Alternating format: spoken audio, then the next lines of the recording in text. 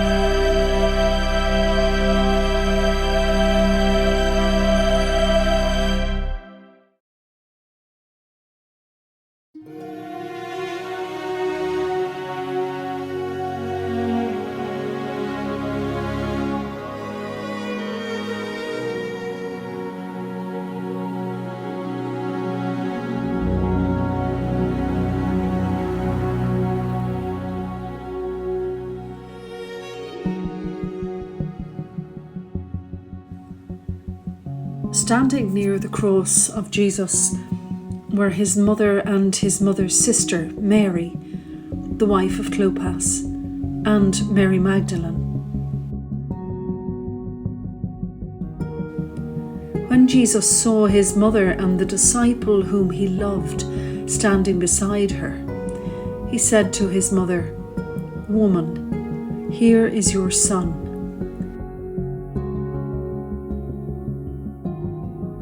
Then he said to the disciple, "Here is your mother." And from that hour, the disciple took her into his own home.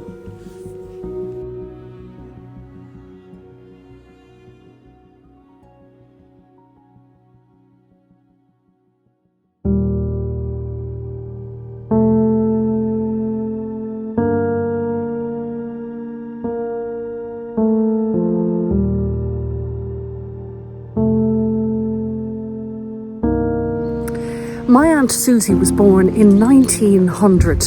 Now, I say aunt, but she was actually my great aunt. She was my granny's sister. And she took care of me, having taken care of all of her family. She had lost quite a number of them to TB. She'd married late in life when she was 50, and her own husband had died of TB as well. So at the age of 70, she took me under her wing.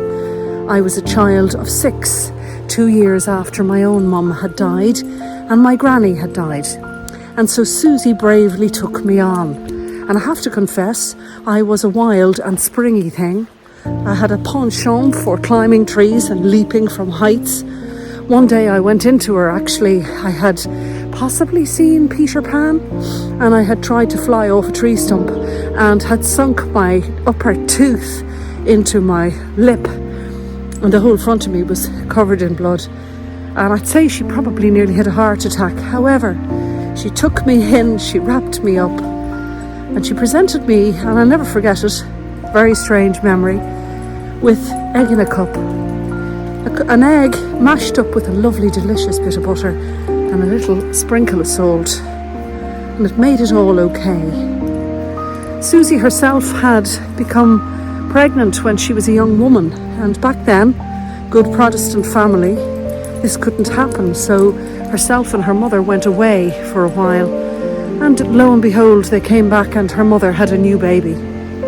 So Susie had grown up all her life with her daughter, who was called her sister, if you're with me.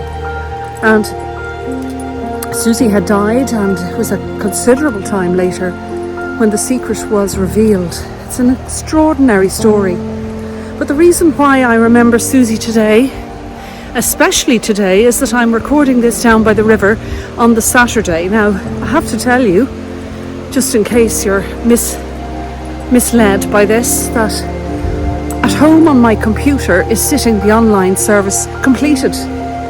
And yet earlier when I was writing in a diary and I discovered that it was the 9th of March, I realised it was Susie's birthday and the eve of Mothering Sunday.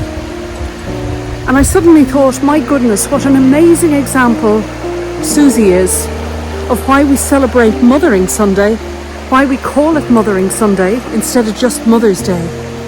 Mothers deserve all our love, attention and credit today. But calling it Mothering Sunday opens this type of love, this nurturing love, up to a much broader group of people in our lives. And I'm acutely aware that there may be people in this square today who are grieving the loss of a mum in the past short while. There may be people who have never had a good relationship with their mum or who have never known their mum. There might be people who are mothers themselves who lost a child. And this is only the tip of the iceberg of the amount of scenarios that we can be remembering today. At the foot of the cross, Jesus, after his 3 short years of ministry, uttered a sentence that drew everything that he stood for together.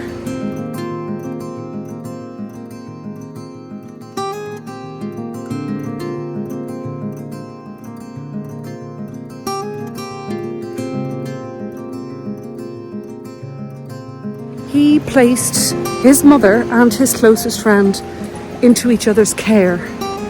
You see, for Jesus there were no boundaries, not even blood. There was nothing in his book that kept us from being family, a broader, huger family. And I often wonder if we could really take this on in ourselves, if we could really accept this. An awful lot of the barriers that actually divide us could be destroyed. Today, whatever your circumstances, if you be filled with joy as a mother yourself or in the company of your own mum, or if you are any one of the people mentioned or beyond that again, I know for sure that heaven provides for us people in our lives that follow the same line of thought and with the same heart as Christ himself. Mothering Sunday, give thanks today to God for all those in your life who have stepped forward to nurture you and to see you through, no matter what the world threw at you.